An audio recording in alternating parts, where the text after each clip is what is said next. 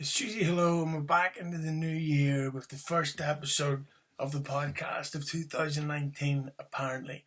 And it's going to be a little more wrestling-centric than what I would hope for usually, but hey, it's better than nothing, am I right? So today we've got a watch-along with some of the Creative Control Network boys. We've got Joe Cronin coming on, and then we've got an interview with the brilliant Nick Aldis, who you may know from NWA. But then also a lot of people said to me, we're doing for New Year's Eve, and I actually went to a party with Disco Inferno, and it was weird because I got to meet a lot of his friends. You know, people say about me and Disco, we got these, if we got hate, we get a bad atmosphere together, but no, it goes great. But I got a list of Disco's friends here, and these are the ones that I'm now friends with, and I'll tell you a list of some of the new numbers that I've got that I met through Disco Inferno. There was a lady there called Miranda Wrights. She's the evil lawyer. There was a guy there called Peter File. He was the babyface child molester. There's another lady there that I met called Genocide. She was the babyface evil soldier. There's a guy there called Hughezy. I'll never get over. I was talking to a guy there called Deckerhard. Yeah, he's a nice guy, but big fan of Ike Turner music. There was a guy there whose surname was Oakham, and his first name was Icewall. Now, say those words out loud, you get it. There's a guy I was talking to who kept making fun of Roman Reigns, which I thought was really out of line. His name was Luke Kemia. I was speaking to a guy there called Alan Akbar. He was the babyface Muslim terrorist. And then I got talking to a girl who only really ever comes out at Christmas. Her name is Carol Service. Plugs. Don't forget that the show has a Patreon where all kinds of content goes up first. This Nick Aldis interview's been up there for probably a month. If you were part of the Patreon, you'd have got that audio over a month ago. But if not, that's where you can get it. That's where you can get all the other kinds of exclusive, unedited, uncut content. Only there. Can't get it anywhere else unedited. Don't forget that if you're listening to this on iTunes, there's also a YouTube version. If you're listening to this on YouTube, there's also the iTunes version. iTunes version is unbleeped. YouTube version, obviously, is the video version. And don't forget to subscribe to the Keeping It 100 official YouTube channel. There's old and new content being uploaded to that channel daily, Monday to Thursday, depending on how it goes. And don't forget to check out the other shows on the Creative Control Network. Oh What a Rush podcast, Wrestling with Reality, Word from My Eyes with David Radigan, The Hambone Show, an honourable mention. And don't forget the show that started it all, Creative Control itself, Joe Feeney, and I happen to be on the Christmas Party special. And while you're just sitting around doing nothing, go on iTunes and leave a 5-star review. It helps the show out a lot. Okay, that is the plugs. Over. And now to get back into the swing of things, it's time for a watch along for real classic. We've got Joe Feeney, we've got David Radigan, we've got John Wanglund coming on to do it. Boys, hello. Okay, guys, thanks for coming on the podcast again. We've got the great Dave Radigan. Dave, why don't you give your social media plug? Twitter, Instagram at DK Radigan. It's DKRADIGAN. Facebook, David Radigan. And we've got the host of the brilliant Wrestling Reality podcast. Why don't you give yourself a plug there? We are at WWR Podcast on Twitter, and check us out on Facebook, Wrestling with Reality Podcast. Okay, and of course we've got Joe Feeney. Joe, why don't you give yourself a lovely plug there? It's JF Feeney 3RD on Twitter, and to follow the Creative Control Network stuff, it's the CC Network 1 on Twitter. Okay, and then today's watch along, we're going to do that absolutely classic Goldberg versus Sick Boy.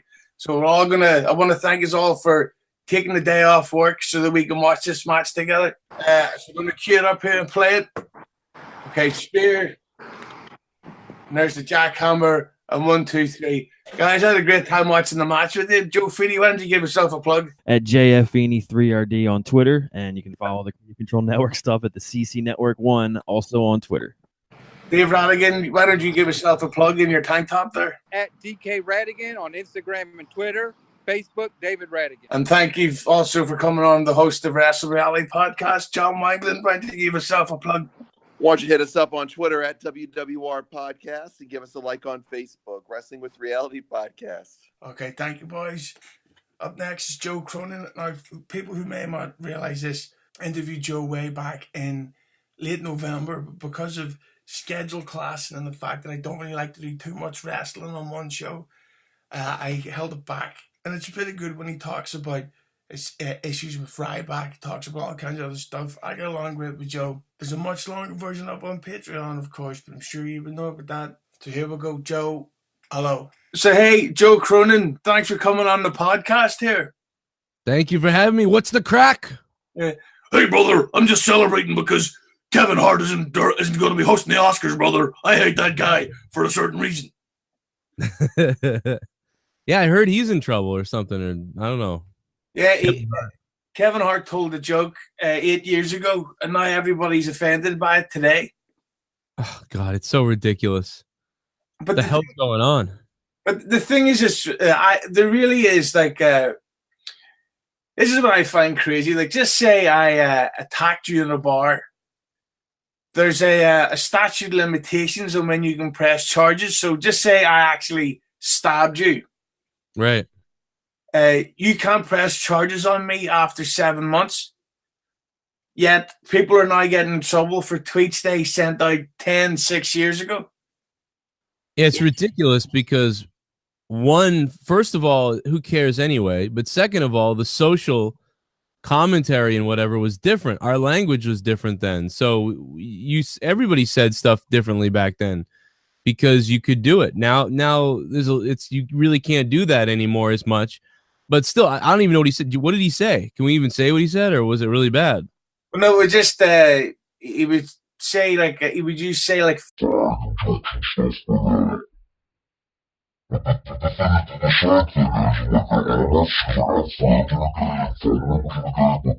There's certain words that people use that don't mean what they usually mean. Yeah. Like bitch is the name of a female dog, so you don't really think your girlfriend is.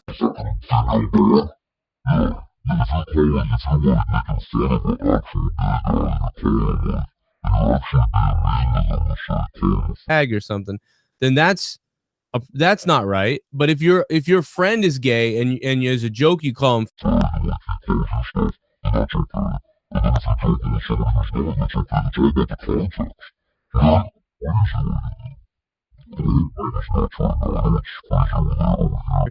Australia's finally jumping on the bandwagon now too, getting kind of crazy.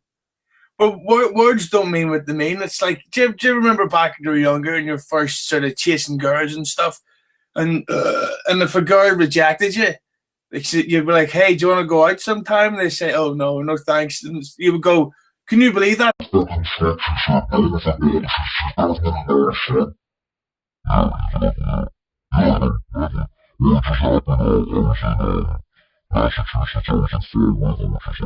Rougher area, whatever. A couple of like Puerto Rican guys. My wife and like her two friends were there. We were there to see the Hardys. I was doing commentary actually. I was calling the matches.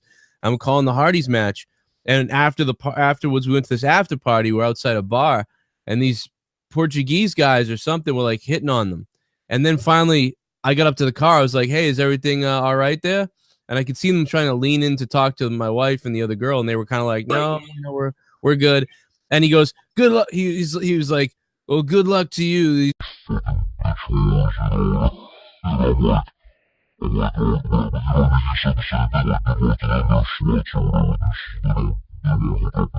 like, "Dude, that's my wife. I'm pretty sure she will."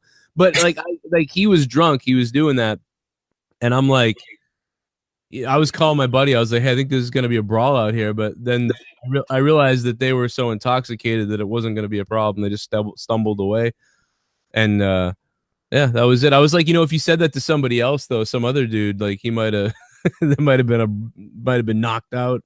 He might have Nia Jaxed you. Yeah, I was like, I don't feel like it. They're so drunk. The three dudes were hammered. But yeah, it's weird. It's just it's like that everywhere, man. Like Scotland is weird. You can't. What was his name? The guy that just went to jail almost recently because of that Nazi joke he told or whatever with the dog, Dank or whatever. that guy got in trouble. Like I wanted to go to Scotland up until that happened. Now I'm afraid I'll say something wrong over there. But people don't really claim offense by Scottish people because nobody can understand what they're saying. Yeah, right. But that brings me to the first question, Joe. And I sort of do it on a much smaller scale than you do. But talk to me about what it's like running a YouTube channel regarding the wrestling industry. Is it full of stresses or competition and stuff? It less competition now. I used to worry about that back when, whatever, but now it's just it's stressful in a way because like I'm always doing something and I'm always on. I'm on Mondays, Tuesdays, Wednesdays, Thursdays, Fridays, and Saturday nights, mostly on YouTube, but also on Patreon. So it's like it is, and it's tough to watch these Raws because you're like, I got to watch this 3 hours in order to do a review on this show. And sometimes it's not easy to do a review because it's just so bad, you know, and other times it's not bad. But things have changed so much because now everybody goes live too. Like when I started going live, nobody else was really going live. So it was only like a few people. And now it's like everybody goes live, you know. So I used to have an upper hand in that way. But my channel, although is pretty big, it's still a slow growing, you know, channel. It feels like I'm always kind of running up a hill. It's a very, was it 5 years and 60,000 subs? There's other guys that have come out in the last 2 years who've gained 120,000 subs, you know what I mean, within 2 years. So it's tougher too. Plus my channel's in that old algorithm. It's kind of, you know, it's tougher. You know, you can still do it because I see when videos go somewhat viral or whatever, they start trending. But if your channel gets locked into a certain part of the algorithm on YouTube, it's hard to kind of fight out of that. So I've gone back and forth with that. But you know, I've done some wrestling stuff on separate channels that does better because I think the YouTube likes the, you know, the algorithm is fresh or whatever. So I've seen the algorithm change so many times in the last 6 years that it's crazy. So yeah, it's kind of stressful, but it's fun. Speaking of an official channel that's not getting a lot of attention on YouTube, and it's someone that you know quite well through run-ins, from what I understand. Ryback. Oh, yeah. Tell me about your saga with Ryback, because I remember hearing him not officially mention your name online, but I remember hearing that you two had a bit of a run-in. Tell me about that. Yeah, it's weird. So, like, what happened was I was trying to get him on my show. In fact, this was probably one of the last times I tried to get somebody on. And you know, I was trying to get Ryback on, and he was basically telling my producer at the time, I had a producer saying, no, you know, it was this amount of money and it was too much money, basically. And my producer came back to me and said, Ryback's going to be way too much money. We can't get him. And I said, oh, well, that makes sense. You know, he just got released from WWE not that long ago. So I'm like, that's all right. But the fans kept messaging me on Twitter over and over again, pestering me about Ryback. Please get Ryback on. Joe, you got to get Ryback. So finally I started getting pissed about it, and I started giving people sarcastic answers. So I started being like, yeah, we can get Ryback on for $1 million. Yeah, we can get Ryback on for like all the gold in the world or 5,000 gold bars or whatever. And then I started saying goofy shit.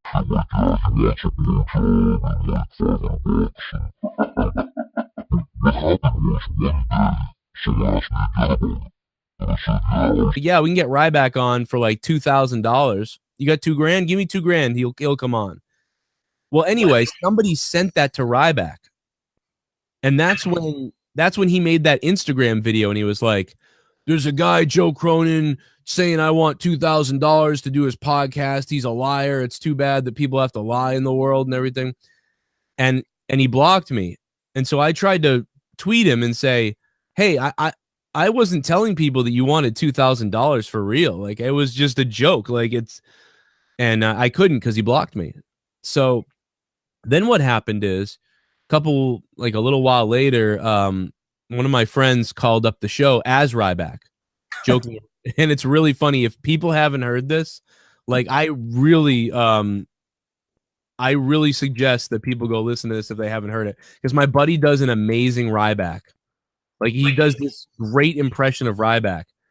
We called it Rybotch. So it's Rybotch full shoot interview tell all.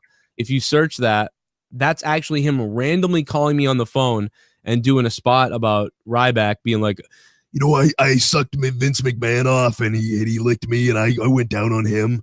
Like it was this whole thing, like making fun of Ryback, and he was doing it because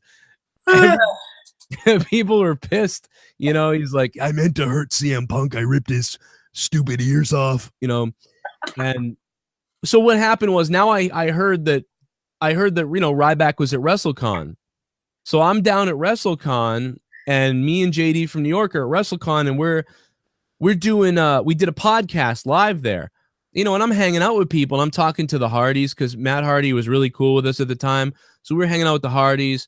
We were doing the podcast thing. I had some stuff to do with Brian Zane with Wrestling with Regret. So we were walking around doing all this stuff, and finally we were done with everything. And I grabbed a beer, and I said, hey, you know what? JD was like, dude, let's get Ryback. Let's go up to him. I'm like, dude, he hates me.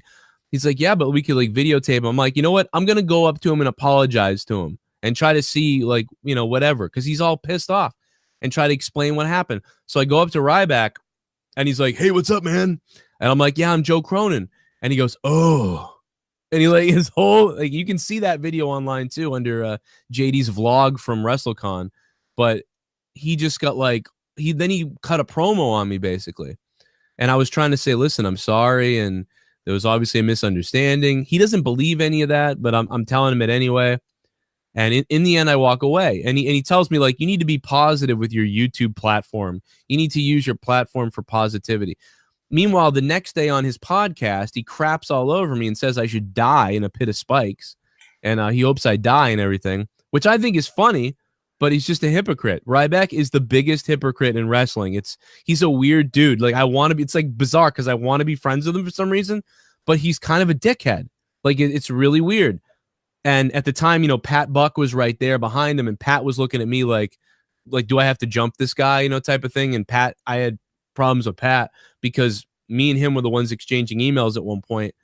And I think he was just kind of trying to stick up for Ryback. But I think in the end, Pat Buck realized, oh, you know, Ryback is the dickhead, you know, maybe it wasn't this guy, Joe.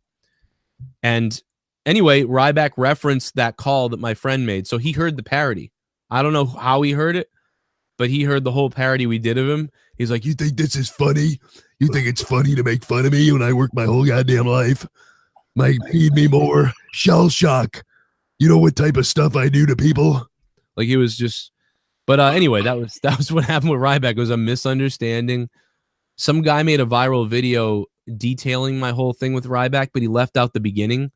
So like he only cut to the part where we made fun of Ryback. So everybody was like, well, you deserve that because you made fun of Ryback, you asshole. And I'm like, yeah, but you left out the beginning where he blocked me and said that I told everybody he wanted $2,000, which, by the way, we can confirm based off of what different people who hired him have said and have had him on for things, have basically clarified that it's within $1,500 to $3,000 that he would want for something like that. So it's funny enough. So tell me this, of course, with the one thing I hate the most about wrestling is the fans. I think there's some of the most weirdly dumb people on the planet. Yeah. So the question I would have for you is, do you have much hassle of dealing with marks? Nah, I don't really. I don't have any problems with people that much. It's really just like, you know, I mean, there's people that will be like, you know, they'll run up. No, I don't know. There's no one really. It's just other YouTube shows and, you know, listeners a lot of times, you know, want to cause some kind of problem or things like that sometimes. But that's really it. There's no, I haven't had any problems really. It's more people that I work with that I've had problems with, you know, over the years or whatever. I'm amazed when I go to wrestling shows how many people watch the show and stuff that will come up to me and stuff. I've been there before and I said, you know, I was taking pictures with people and Leah was like, you're being ridiculous. And I took my wife to one of the shows one night and we kept just getting like, I got stopped all night. It was crazy. So the people are great. Like, it's just sometimes people I work with that, you know, turn out to be, you know, competitive or whatever. I like sharing it with everybody. I like working with people. I can remember years ago I tried to work with, Bruce Blitz or whatever. Like Blitz, I tried to work with him because our fans, they were like, oh, you guys should work together. And I remember he was like, oh, he's a fag or something. And I was like, well, okay, all right. So I never worked with him. Yeah. My problem is, because I love wrestling for the entertainment, but when I speak to someone who clearly takes it way, way too seriously, that's when I realize this is going to be a problem. Yeah, it's with the people, it's usually fine. It's usually the only issue is with, other creators or whatever, but yeah, it's awesome. It's crazy that we can all, talk to each other from all over the world and everything. It's so connected now. It's so easy to get access to wrestling. This is the craziest time that there's ever been. It's also one of the worst times if you're a WWE fan, but as far as, the independents and stuff, anything's possible. Anybody can create now. It's just like, bands or anything like that. Anybody can create a wrestling company if they wanted to. And if it caught on, say like Grimm's Toy Show, his goofy like backyard sort of wrestling stuff has caught on to a huge audience. And you could do that on an independent level. Anybody, if you could get a hold of a ring and you had a place to rent it out or whatever, and you had the cameras, you could make a YouTube show that could do probably better than some of the other ones. I know NWA is going to be, a lot of their stuff is on YouTube, and like the Being Elite stuff, all those things are all because of YouTube. Well, that actually, you mentioned WWE there, and that kind of brings me to a question. This is a question / a personal opinion, but like, I'm not saying that this is a glory time for WWE. It's actually one of the tougher times as a fan. But do you feel that WWE gets unfairly criticized? And by that I mean they could do something, and New Japan could do exactly the same thing. Yet WWE gets. What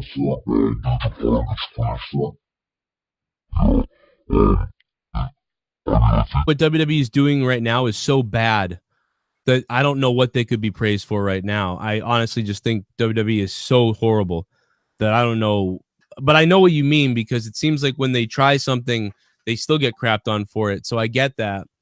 But it's just so bad right now. Maybe if the product was like at a 6 or 7 out of 10 right now, or a 6 out of 10 for me, I would say, they're trying something. Why are we crapping on them for something when New Japan does it? Yeah.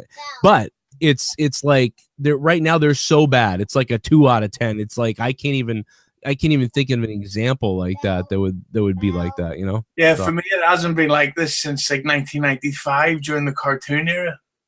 Oh God, 95 was definitely one of the worst times, but I honestly think this is worse. I mean, because at least then I was 10, so it was like, maybe I bought it a little bit more because I was 10.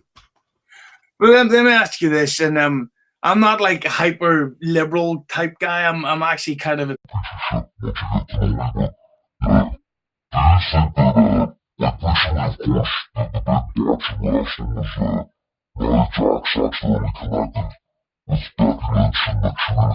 this up. And then a few months ago, Brie Bella accidentally kicked Liv Morgan in the head. Right. The internet acted as if somebody had pulled out a knife and threatened the child. So my question to you is, do you think that the women wrestlers get unfairly criticized? Yeah, I mean, I think I don't think so, because when Seth Rollins took Cena's nose out, Seth Rollins was criticized by a lot of people too, and including Bret Hart, and people saying he was unsafe. People actually said Seth Rollins was unsafe because of what he did to Finn Balor and to John Cena and to Sting. So Seth Rollins was heavily criticized. I think people seem to make a big deal out of criticizing women for some reason. I think it's actually the opposite. But what I would say is Brie Bella, I think she was criticized because people are just sick of the Bellas. So the wrestling fans are kind of angry at the Bellas, and here she comes injuring somebody.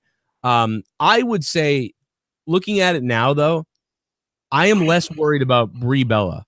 I am more worried about Nia Jax, because Brie Bella was coming back. She had some rust. She made a mistake with the kick. The other mistake she made was diving through the ropes, and that was kind of her fault, and there was a timing thing. But Nia Jax has, dropped people on their heads. She's thrown people the wrong way. performed a shoulder breaker way improper to Charlotte. I saw that one recently. And then the punch to Becky is just, nobody punches like that.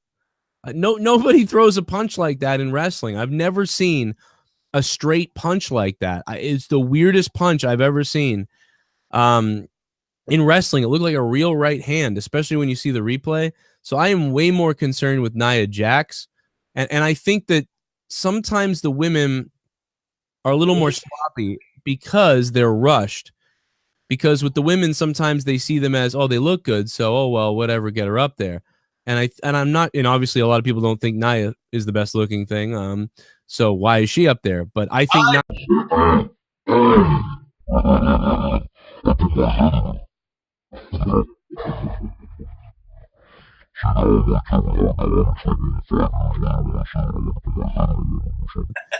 no, I'd be the reverse baby in her.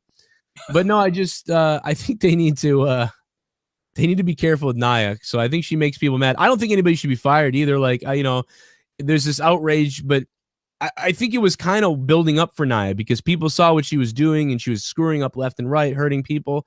And this was the end. This was the finally we're going to get mad about this because she did this to Becky, who was on fire. So we got to remember that too. Like with Becky, it was like, this is someone the people were really like, we really wanted to see Becky versus Ronda. And she took that away from everybody.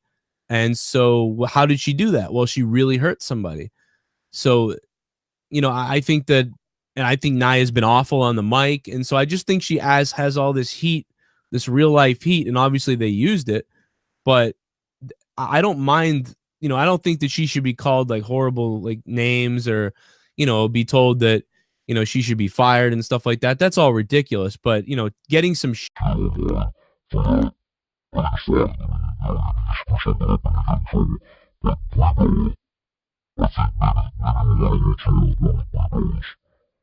she's not the best wrestler.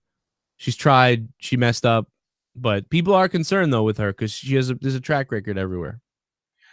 Yeah, Bray, I would agree with probably. But just as we're coming up to the final two questions, so it's safe to assume you've got the WWE Network, right? Oh, yeah.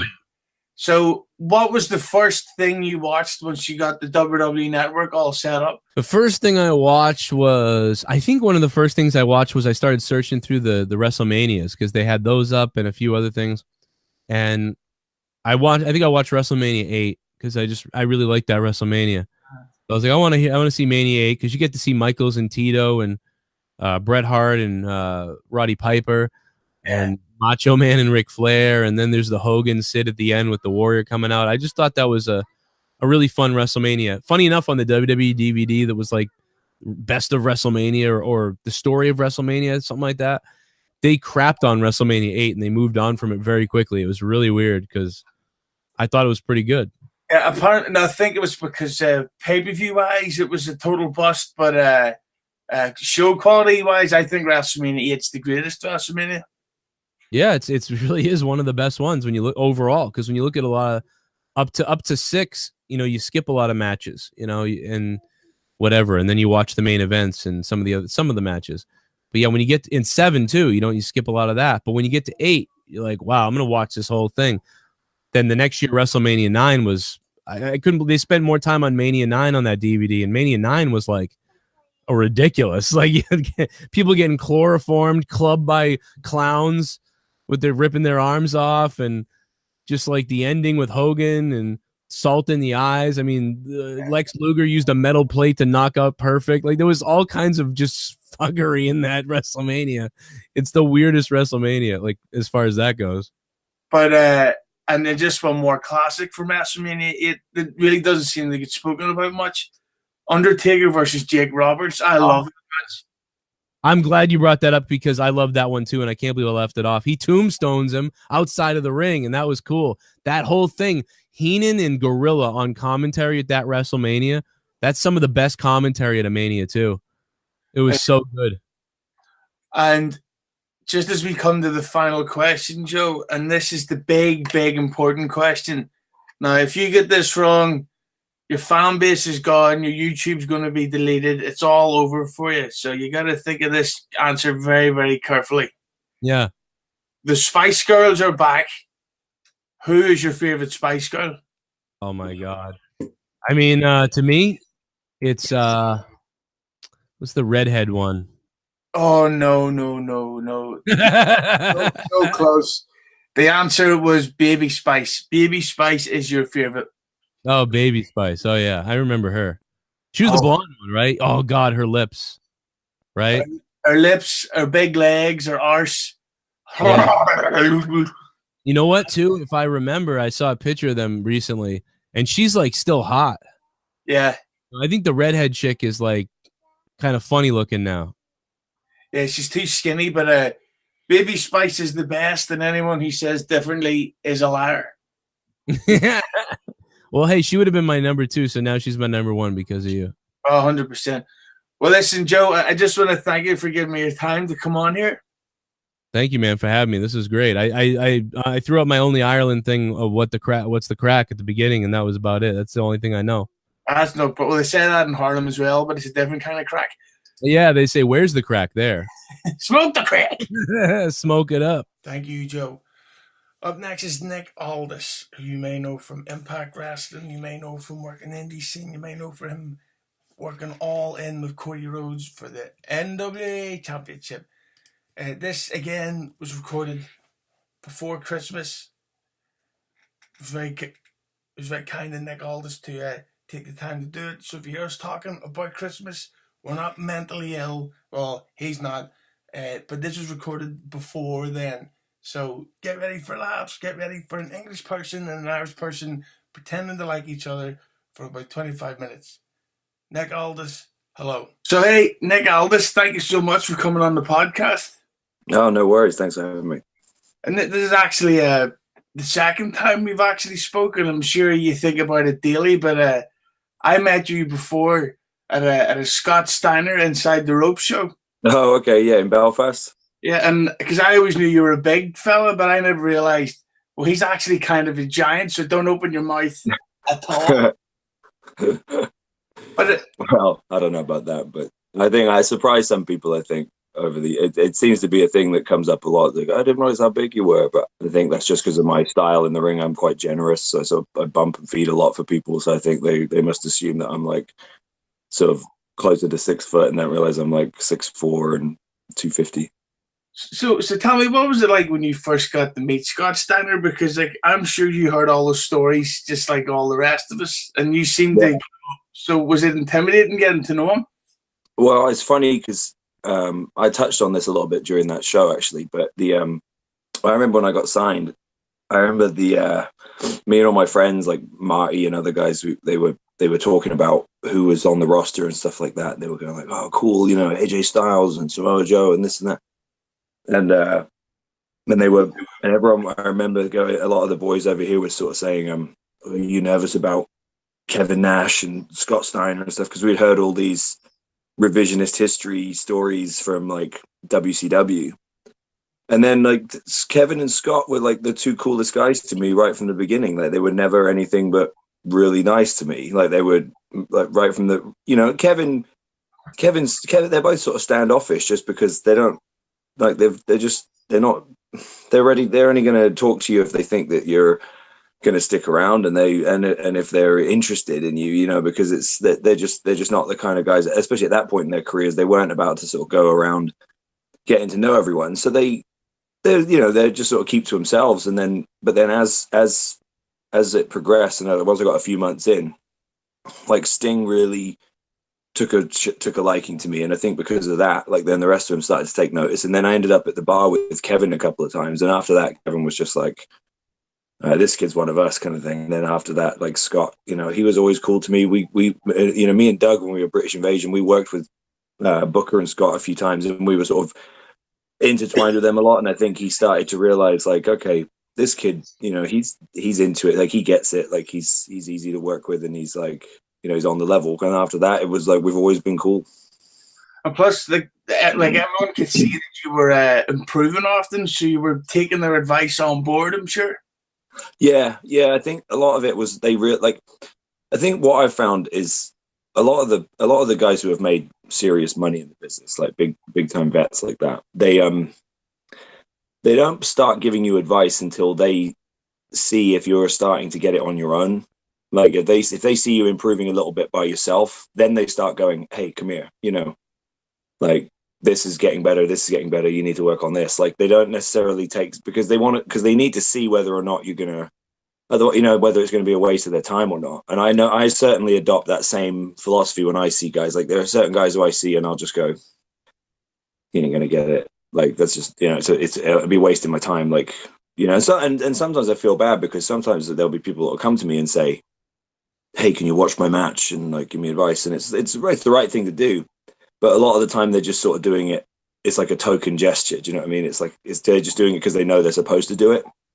Yeah. Whereas then you get certain guys who I'll see them once and I'll think like, oh, there's something there. And then the next time I see him, I go, okay. And like Pete Dunne was one of those guys. Like the first time I saw him, I sort of went, he's sort of interesting, but it wasn't, you know, he was still small and not really, you know, not quite there yet. And then the next time I saw him, he'd bulked up a lot and he had a whole different sort of intensity about him and stuff. And I was just like, and I remember saying to Marty and a couple other guys, like, he's something, you know what I mean? Like, because I would dip in and out, you know, because I was in the States. So it would be interesting for me because I would see guys at different transitions. Do you know what I mean? Let me ask you this. So, like, you're probably the biggest you've ever been name-wise. You're in amazing shape. That you're by far the best you've ever been in the ring. You're probably financially in the best position ever. You've got this great family. Your wife is Mickie James. So do you ever say to yourself, where did it all go wrong? Where did it all go wrong? I think it's like, you know, I think that for me, I got into the business and I had a sort of, I used to have this linear sort of goal of, you know, WWE, like, and like a lot of people do. And then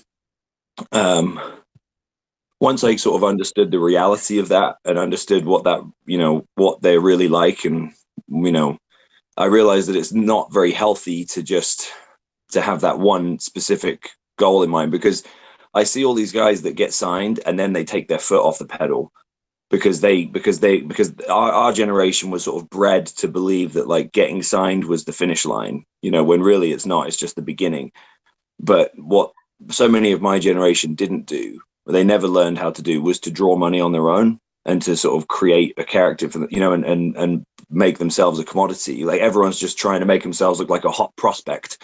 Like I hear that all the time. Like, you know, I'm the hot free agent. I'm a hot prospect. Like someone needs to sign me. And it's like, no one needs to sign you.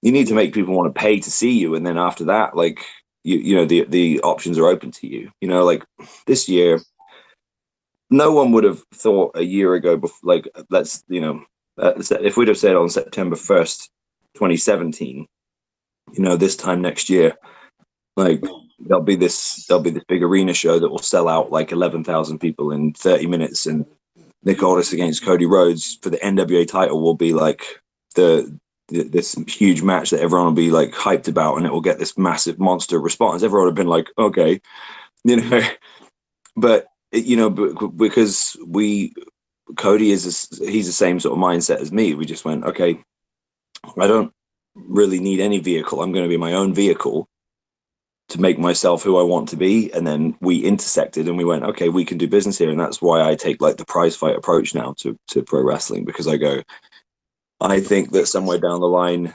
me and this guy could draw money, and then somewhere down the line, me and this guy could draw big money and stuff. And it's like, well, he's working for that promotion. We go, so what? We'll just contact him. We'll make it work.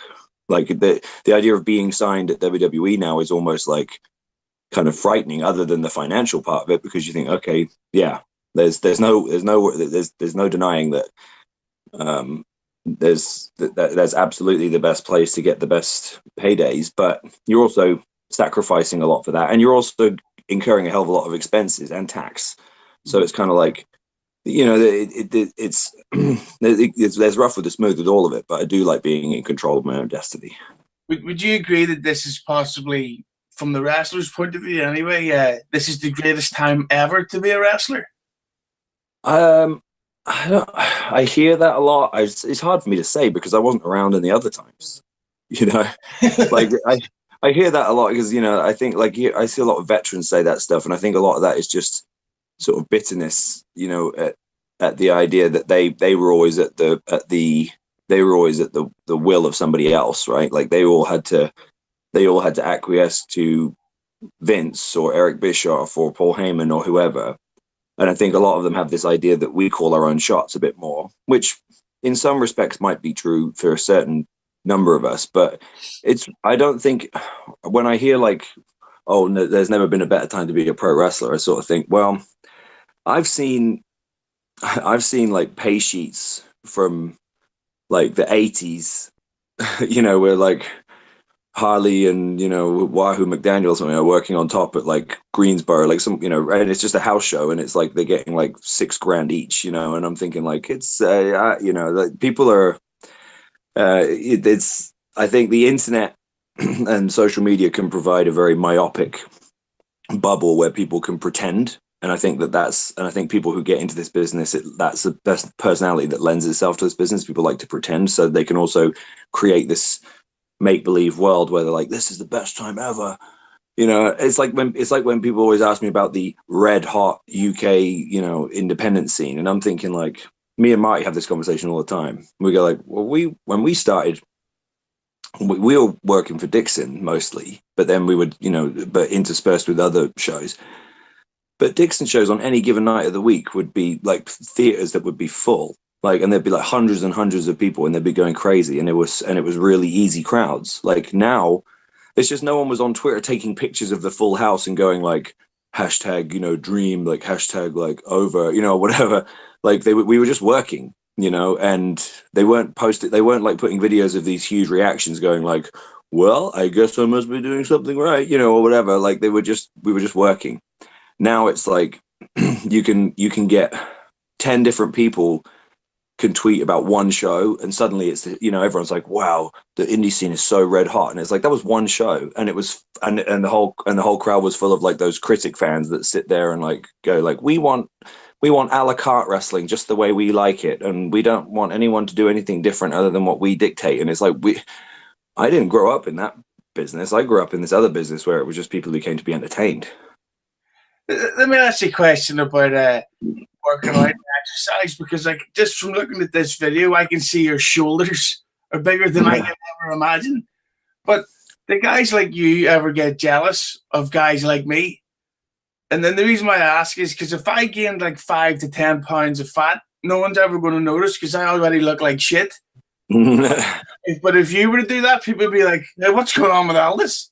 That's very true. There is I made this joke the other day too. The other one that makes me laugh about wrestling fans is that if you come into the business in shape, then you get like labeled as like, oh, he's a body guy, you know, right? And everyone's like negative about it. But yeah, if you're a fat piece of crap, and then you decided to get in shape later on, everyone's like, wow, he looks amazing. Like, wow, hasn't he done well to like get in shape? And it's like, that makes no sense to me. But that's because the fans right now celebrate mediocrity more than ever in this business. Like, we love to celebrate someone who's like average, and then but you know, and then they go, oh, you know, he's the best, you know, and it's kind of like, no, the you know, The Rock was the best. You know what I mean? Like the guys like that who are, you know, who just you just take one look at this guy. It doesn't matter where you come from or what you're into. You took one look at The Rock and you went, that's a somebody, you know, like, and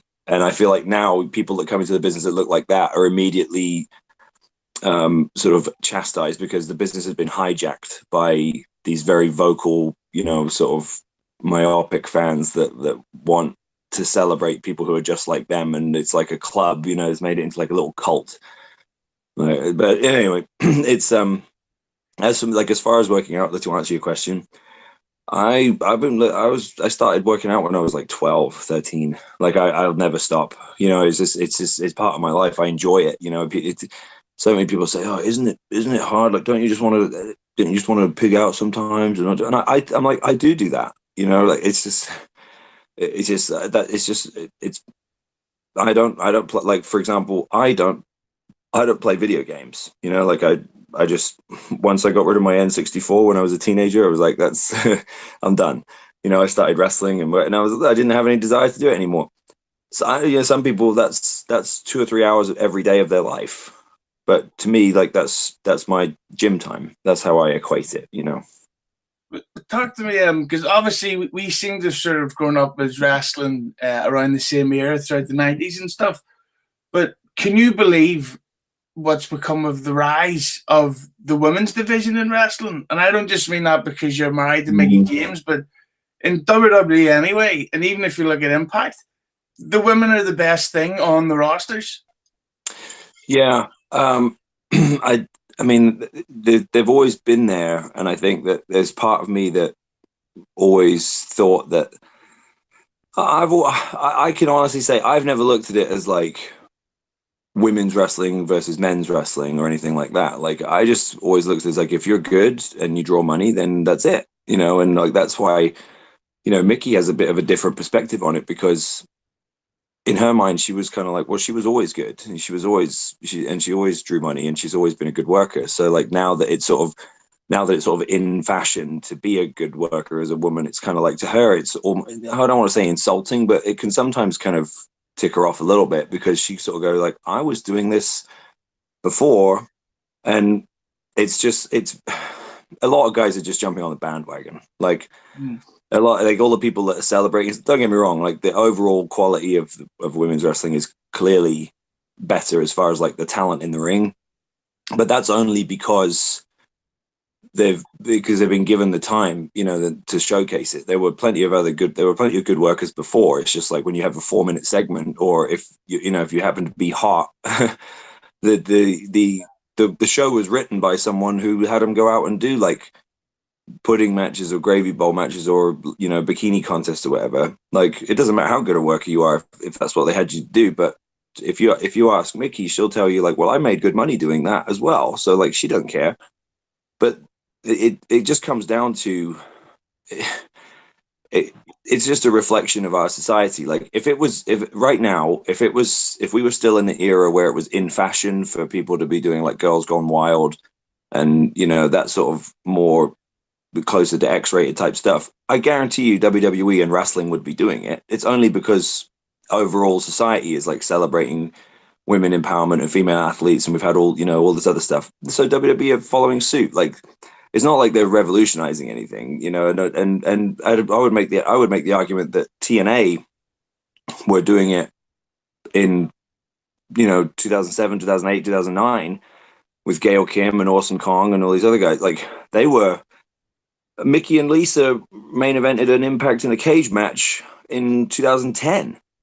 You know, so it's just, again, it's just revisionist history. It's like, oh, look what we did. You know, once they realize it's the same. Once people realize it's safe to have an opinion on something, then they jump on the bandwagon, and that's pretty much what we're looking at. Here's the thing, and you mentioned that there's TNA, and of course that's when I first became aware of you as Magnus. And it's fair to say that despite all the hard work you guys were doing, the management and the money people kept. Impact, as it's known now, is the fact that it seems to be on a rise again. Is it? Well, in-ring wise, it seems to be pretty good. In-ring wise, the whole business is better. Like that's my argument, right? Like I can turn on any device any day of the week and see a good match from any independent promotion anywhere. Like this what you just said is a perfect example of what I'm talking about, where there's a collection of fans who decide on something and they go, Impact's getting better.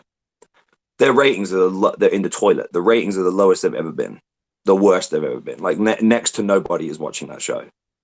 Okay, so it doesn't really, and so like I've got nothing against them other than the fact that they take little pot shots at me every now and then. They make little jabs and make little subtle kind of read between the lines jabs at me now and then because they're threatened by what we're doing. But like, I just I hear that, and it's like, how can you say that a show that's doing like 100 and something thousand viewers on a network that no one sees is better than when we were doing 2 million viewers on Spike TV in prime time?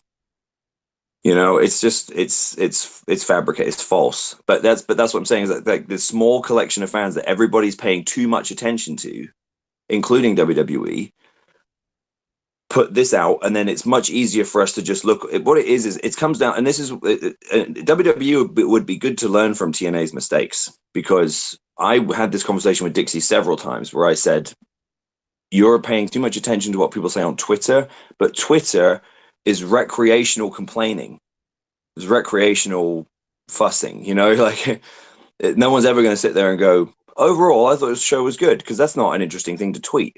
They tweet like, I can't believe they pushed so-and-so, and this guy sucks, and I don't like this guy. Hey, guess what? You don't have to like every segment. I don't like every segment of, you know, Sons of Anarchy, right? But I loved the show. I wasn't sit there and go, oh, he's not my favorite character. But I didn't go on Twitter and go, Opie isn't my favorite character. You know, like he gets too much screen time. I think they need to write him out. You know, like it's just something about wrestling where this recreational opinion sharing that it's killed the product, because what happens is it comes down to laziness.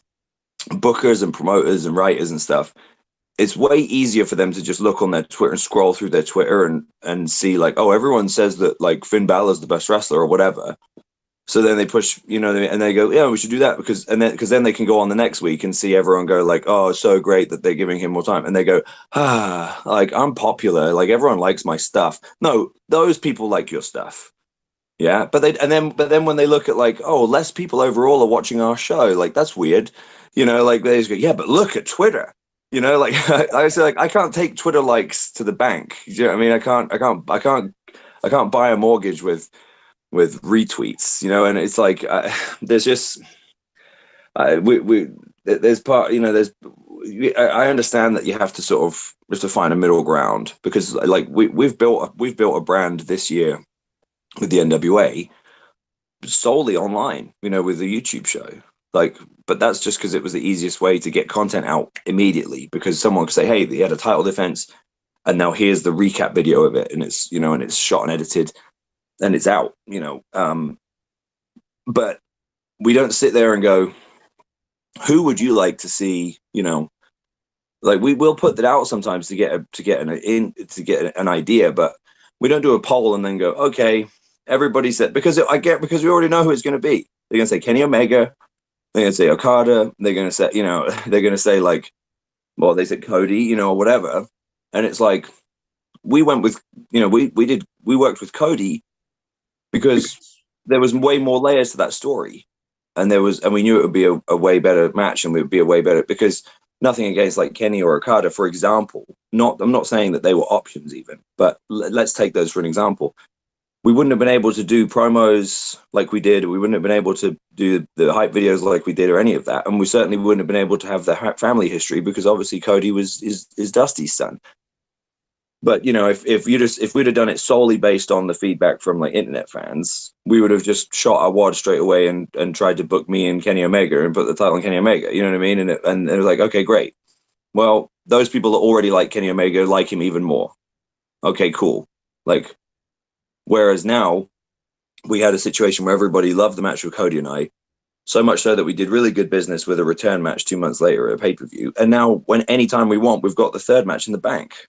Like, it's patience, you know, like everyone's just so impatient and just like, we sell way too much for what these, you know, for what a small collection of recreational complainers do on Twitter and Facebook and Instagram.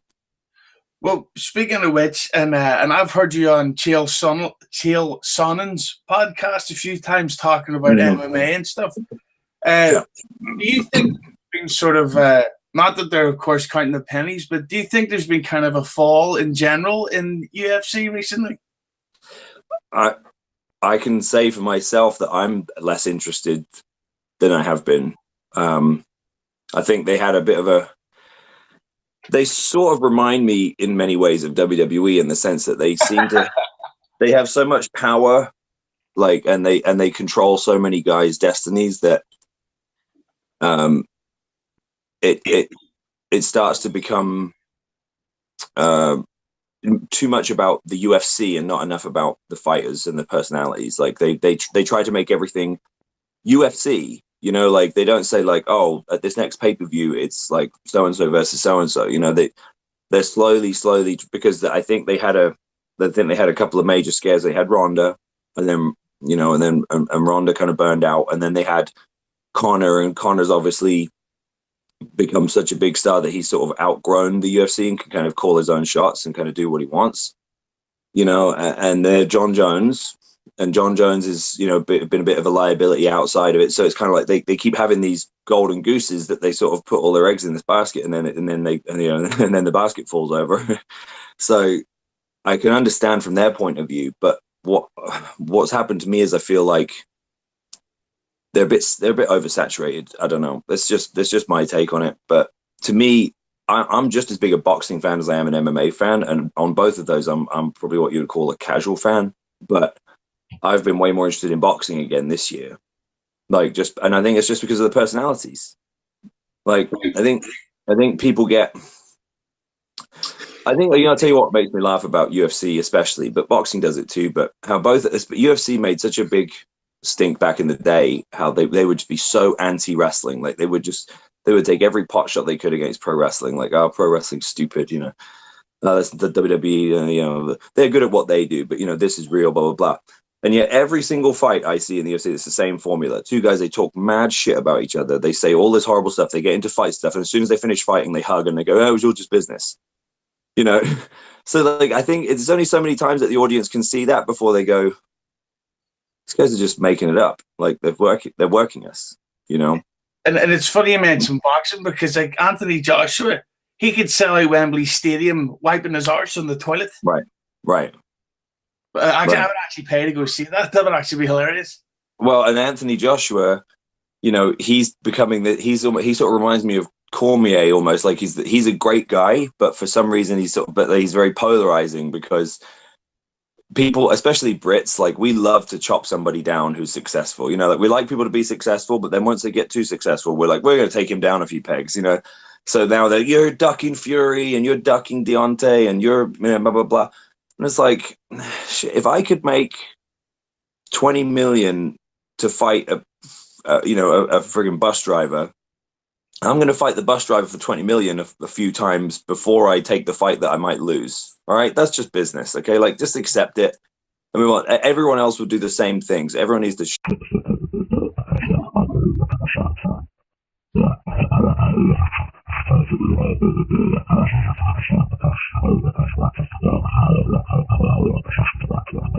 Nobody, right? But, like, if you're gonna sell out, then, you know, then sell it out. Like, that Fury fight ain't going away, and neither is the Deontay fight.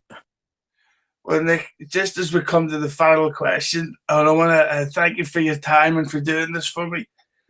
But this is a big, big, important question, and it all relies on this and all your fan base, your career, your future. So get ready. Go ahead. The Spice Girls are back. Who's your favorite Spice Girl? Are they really? I had no idea. I don't know. Back in the day, I would have probably said probably Scary Spice. I'm sorry that's the wrong answer. We were looking for Baby Spice.